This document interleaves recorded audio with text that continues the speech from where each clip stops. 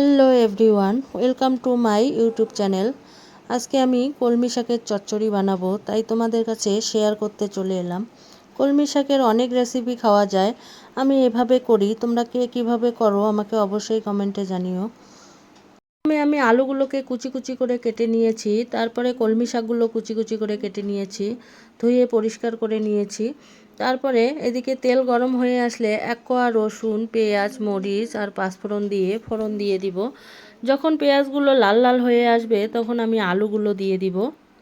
তারপরে হলুদ গুঁড়ো, জিরে গুঁড়ো, লবণ দিয়ে ভালোভাবে একটু নাড়াচাড়া করে নিয়ে 2 মিনিটের জন্য ঢাকনা দিয়ে ঢেকে দিব। তারপর 2 মিনিট পরে ঢাকনা খুলে আলুটা হাফ সিদ্ধ হয়ে আসলে কলমি শাকগুলো দিয়ে দিব।